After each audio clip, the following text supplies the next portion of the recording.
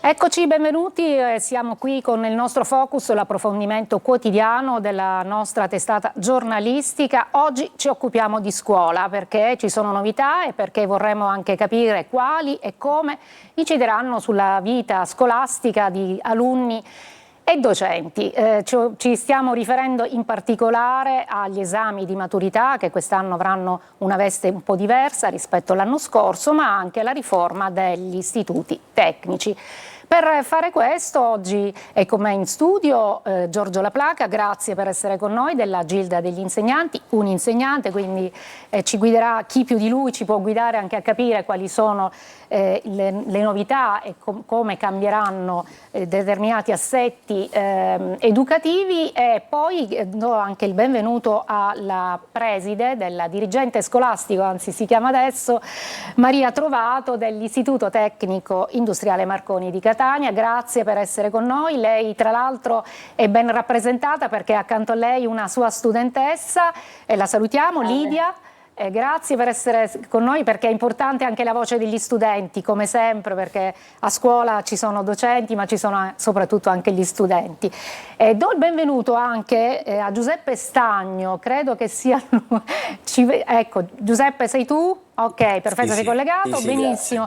È uno studente del Galileo Galilei di Catania e quindi ci potrai anche dare tu la tua versione, insomma sei anche maturando, quinto anno, quindi proprio in pole position per questi nuovi esami, in questa versione nuova. Intanto cerchiamo di definire quali sono le novità e per questo Giorgio Laplaca ci può aiutare a capire bene come funzioneranno e in che cosa cambieranno questi esami di maturità quest'anno. Sì, quest'anno gli esami di maturità sono caratterizzati sostanzialmente dalla novità che ci sono le 4 materie indicate dal Ministero a gennaio che ovviamente determinano quindi tutta la prova orale. Sostanzialmente questa è la grande novità. Come dicevo, come ho appena detto, quindi saranno limitate solo alle materie, non alla tipologia di insegnamento. Per fare un esempio pratico, se quest'anno dovesse essere uscito, per esempio, c'è il commissario di italiano, interno o esterno che sia, c'è il docente di italiano, potrà interrogare all'orale esclusivamente su italiano, a differenza degli anni passati dove invece l'insegnante poteva interrogare su tutte le materie che di fatto venivano tenute durante il quinto anno. Ricordiamo appunto che la prova, ovviamente quella classica di italiano è per tutti uguale, quella poi la seconda prova scritta invece è diversa a seconda dell'indirizzo di studi che ci sono. E poi anche qualche altra piccola novità riguarda che cosa? Allora, nei professionali continua a esserci la terza prova ove previsto, perché ci sono alcuni indirizzi che è prevista la terza prova pratica o a volte sempre un'altra prova scritta, e poi ci sono le prove orali. L'altra novità sostanzialmente è sul bonus, perché poi per il resto riguardo ai crediti non è cambiato nulla, cioè ci saranno sempre per arrivare ai 100 punti del diploma ci saranno i 40 punti che vengono raccolti durante il terzo, quarto e quinto anno, e poi ci sono i voti, i punteggi assegnati per le prove scritte e poi per l'orale. Poi se i ragazzi superano, comunque nelle prove superano dai 90 centesimi in su, la commissione può assegnare non più i 5 punti ma un massimo di 3 punti a secondo ovviamente il curriculum dello studente. Diventa centrale il curriculum dello studente e soprattutto la novità è che viene valutata anche, e quindi fa media nel contesto, anche l'educazione, quindi il comportamento dello studente e diciamo quello che noi conosciamo come PCTO, che adesso invece cambia veste e si chiama formazione scuola-lavoro. Perfetto. Anche l'esame si chiama in modo diverso, riprende il nome. Ritorniamo un poco indietro nella nostra memoria perché si chiama esame di maturità come quindi una volta, questa maturità sì. Infatti ricordiamo anche che la commissione è composta da un presidente che è appunto un membro esterno, invece 2 insegnanti sono interni e 2 sono esterni, quindi il sorteggio insomma assegna diciamo poi la composizione della commissione. Volevo sentire, Lidia, cosa ne pensi di queste novità e soprattutto come ti stai preparando? Allora, io accolgo alla fine bene le maturità perché penso che alla fine studiando si riesce a fare tutto. Bravo. E mi sto preparando sicuramente, sto studiando, però in questo momento non sto vivendo l'ansia dell'esame, forse perché ancora manco un mese e mezzo, quindi non ho tutta questa paura, ecco. Però sicuramente i professori ci stanno preparando al meglio, questo sì. Ho capito, certo, ovviamente avendo accanto la preside poi uno non si può neanche sbilanciare più di tanto. Siamo stati studenti tutti quanti e ti capisco. No, invece preside le chiedevo invece queste novità come incidono poi per la valutazione, perché lei sa benissimo che c'è sempre un poco anche di, come dire, non di polemica, ma fa sempre discutere, no? Il discorso esami, quanto possano valutare effettivamente, no? La preparazione, la maturazione anche di questi studenti. Questa nuova formula la convince, sarà più efficace per fare un tipo di, insomma, di giudizio finale, insomma, della carriera scolastica, definiamola così, degli studenti? Allora, intanto mi piace precisare che Lidia, anche se è vicino a me, può dire liberamente quello che pensa, perché quello che abbiamo insegnato in questa scuola è che la verità vince sempre. Quindi non ci sono problemi, anche in mia presenza può parlare. Per quanto riguarda invece la domanda che lei mi ha posto, io credo che sia un pochino presto per dire se effettivamente avrà degli esiti migliorativi o peggiorativi rispetto al passato, questa formula che poi di nuovo obiettivamente ha poco, nel senso che l'unica novità è che in passato i consigli di classe avevano la possibilità di indicare due discipline che magari ritenevano potessero essere funzionali per gli studenti, e da quest'anno invece tutto è centralizzato, quindi diciamo che il potere deliberativo, decisionale dei consigli di classe in qualche modo è stato limitato. È ridotto anche il numero dei componenti, da 7 siamo diventati 5, non abbiamo avuto la formazione che era stata annunciata, ma alla fine questo diciamo poco importa, perché comunque di fatto, come diceva prima Giorgio, che approfitto per salutare, un carissimo amico mio, ciao Giorgio, come diceva prima Giorgio, effettivamente poi la novità in che cosa consiste? Nel fatto che ci sono le discipline, che il colloquio orale non è più quello pluridisciplinare e comunque ampio della formula precedente, ma diventa un colloquio che è appunto legato alle discipline di studio, alle 4 discipline indicate dal Ministero tra, diciamo, scritto e orale. Poi sulla valutazione, certo, anche qui una ridotta possibilità per la commissione che prima poteva contare su un bonus di 5 punti, adesso solo di 3, e comunque si parte da almeno 90, quindi un po' una ristrettezza. Ma già la ristrettezza c'era stata a monte nel momento in cui anche l'attribuzione dei crediti, che poi per l'esame sono importantissimi perché chiaramente sono quelli che si sommano assieme all'esito delle prove scritte e del colloquio orale per il risultato finale, anche i crediti sono determinati in modo diverso, perché fa specie in maniera diciamo importante quello che è il voto di comportamento.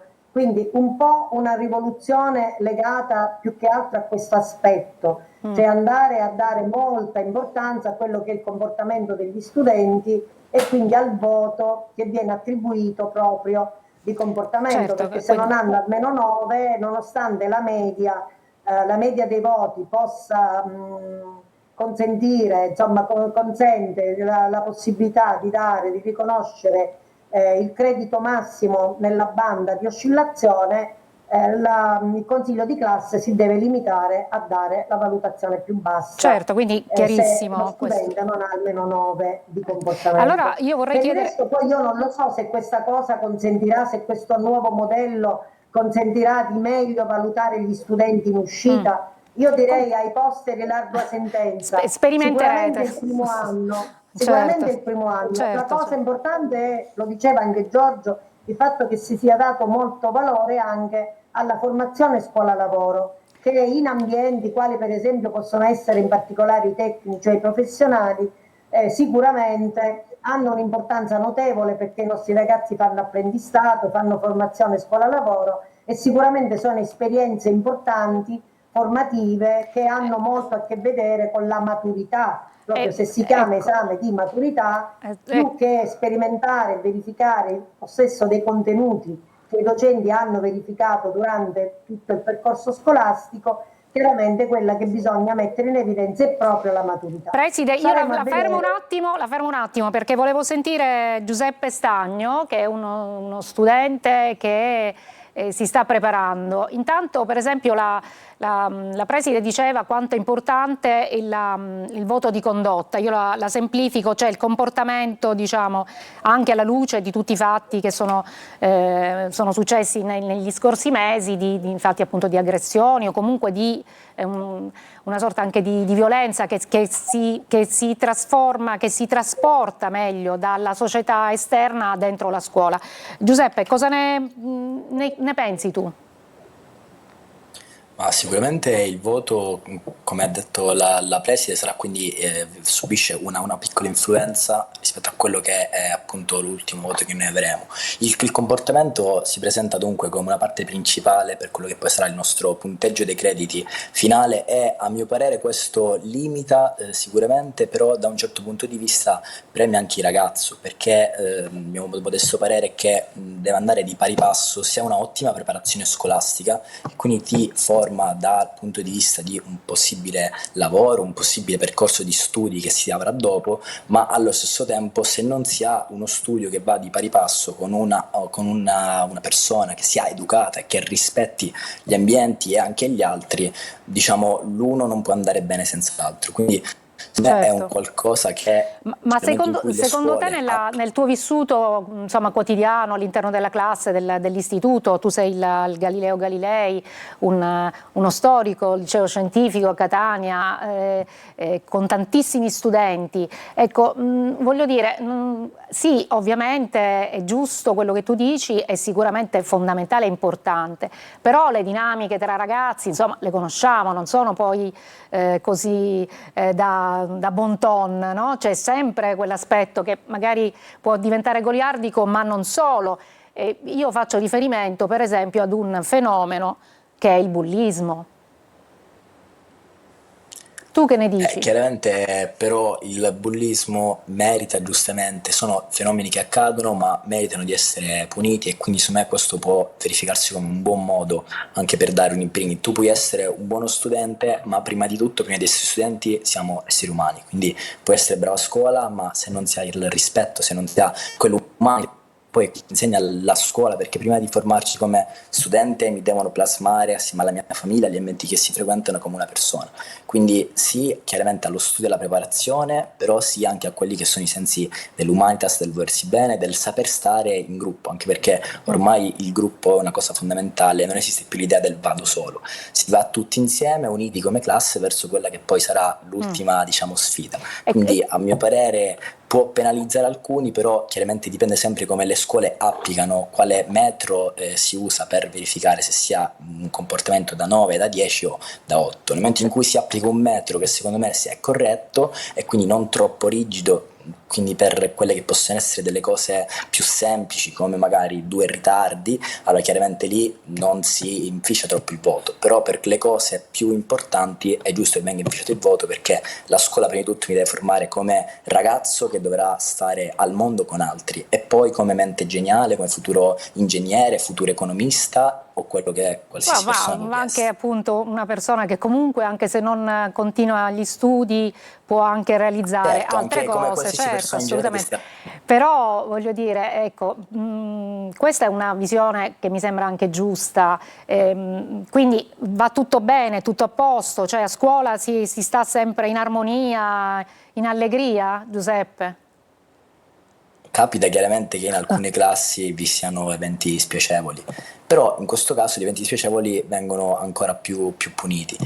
La cosa principale secondo me non è tanto dover punire, che ovviamente nel momento in cui avviene una cosa deve essere punito il fatto, però magari si educa meglio a affetto, sono comunque tutti temi che ad oggi a scuola vengono trattati, e quindi magari questo può essere anche un ulteriore spunto per noi ragazzi, sia a stare più attenti che anche per i professori a curare questo aspetto. Benissimo, Lidia, volevo sentire te invece cosa ne pensavi a proposito appunto delle dinamiche interne fra giovani.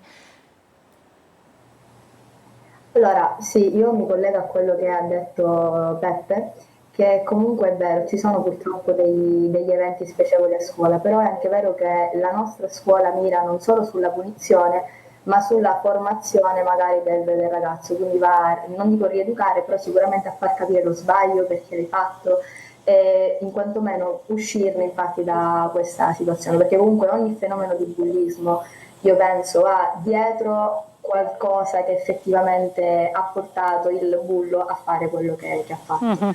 Quindi questo, però sicuramente devo dire che negli anni io trovo che sicuramente più si diventi grandi, più si acquisisca questa maturità di cui parliamo. Infatti magari quando si è più piccoli ci sono fenomeni, più che bullismo sicuramente battibecchi, però poi aumentando appunto con l'età, crescendo, si capisce che poi sicuramente la maturità infatti che si deve acquisire evita queste situazioni e con maturità si affronta tutto. Giorgio Laplaca, abbiamo scelto due alunni modello, siete stati bravissimi come insegnanti, perché più di così insomma sono forse più maturi di quelli i cinquantenni, però voglio dire sicuramente la situazione della scuola è anche quello, ma non è solo questo. Lei ecco dal punto di vista dell'insegnante Sì. cosa rileva? Allora, diciamo che come insegnante dobbiamo fare una valutazione anche su questi elementi. Nello specifico, andare a inserire nella media la condotta dell'alunno è importante ed è una cosa positiva, perché piuttosto che parlare di punizione, in questo caso si va a premiare il buon lavoro, il buon comportamento in classe. Quindi anche, secondo me, a livello ministeriale l'idea che si è voluta dare è esattamente opposta: piuttosto che entrare nel concetto di punizione, andare a dare una valutazione positiva a chi invece si comporta bene, perché è vero che parlavamo prima che se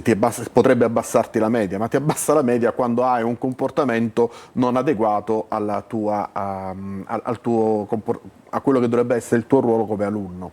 Altra questione che non è da poco, abbiamo trovato due ragazzi fantastici, mi auguro diventino tutti così, ma dobbiamo fare un'analisi reale di quello che dovrebbe succedere a scuola, cioè quello che molti non consentono, non comprendono soprattutto, è che la scuola non è un mondo a sé stante, è un mondo di preparazione a quella che è la vita professionale, la vita lavorativa. Quindi un ragazzo che è in grado di lavorare in team con altri suoi compagni e quindi produrre un qualcosa insieme, sicuramente nella vita professionale più avanti sarà in grado di fare squadra, i team, e quindi pure per le aziende diventerà più appetibile. Quindi incentivare questo concetto, incentivare questa valutazione, quindi premiare questi ragazzi in questo senso diventa importante, e forse questo almeno il Ministero lo ha compreso, se ha inserito questo. Certo, però motivare, perché sappiamo benissimo anche c'è molta, come dire, apatia, a volte si registra, sì, ci saranno anche i ragazzi motivati, ma anche quelli che non sono motivati, allora quello diventa, no? Il ruolo della scuola è quello di attrarre sempre di più. Sappiamo anche la dispersione scolastica, che da noi è una piaga, le strutture scolastiche che non hanno il tempo pieno, insomma ci sono tanti nodi che comunque persistono in questo mondo che è la scuola. Sì, ci sono tanti nodi che persistono nel mondo della scuola, e per esempio una cosa di cui non abbiamo parlato sul nuovo esame di Stato, che pur avendo diminuito di fatto i commissari, e quindi in teoria voi sapete che i commissari, essendo lavoro estivo e quant'altro, ricevono un piccolo compenso extra, certo. Ecco, pur essendoci previsti questi compensi sono fermi al 2007. Quindi, e di fatto sono diventati, e dal 2007 a oggi sono cambiati tante volte gli esami di Stato, anche in termini di adempimenti e compiti dei membri di commissione, che hanno oneri aggiuntivi in più, e quindi continuiamo a parlare di svalutazione del lavoro professionale del docente in questo caso, quindi torniamo Anche a dire quello. che la politica dovrebbe iniziare ad attenzionare e a investire sulla scuola. Qua sta facendo un risparmio perché nello stesso tempo che sta attuando un risparmio, questi stessi soldi non li sta reinvestendo immediatamente, proprio per alzare questi spiccioli che sta dando in questo momento ai commissari. Certo, anche quello fa parte, insomma, di tutta la situazione. Ci fermiamo pochissimi secondi e poi torniamo di nuovo in studio.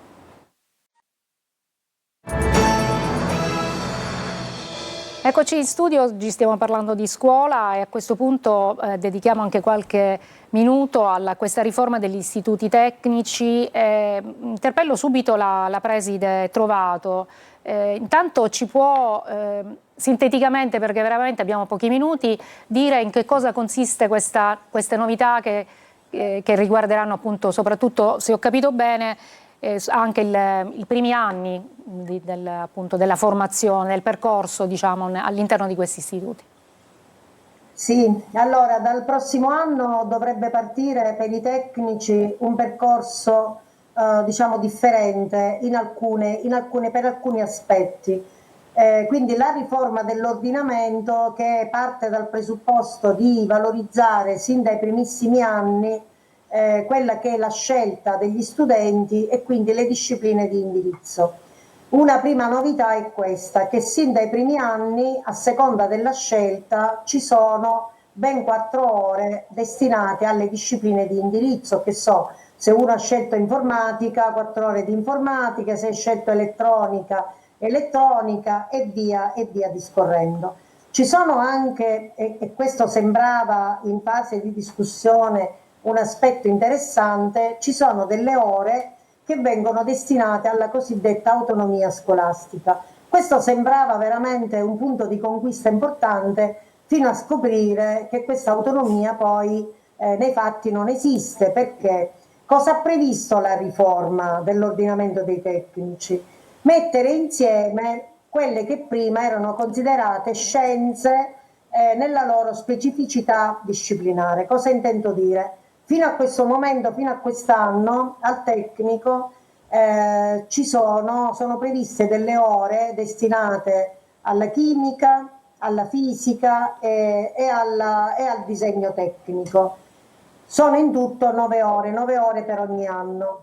Queste ore e poi 2 ore di biologia. 3 più 3 di chimica, quindi chimica, fisica e biologia, arriviamo a 8 ore, sono 16 ore nel biennio.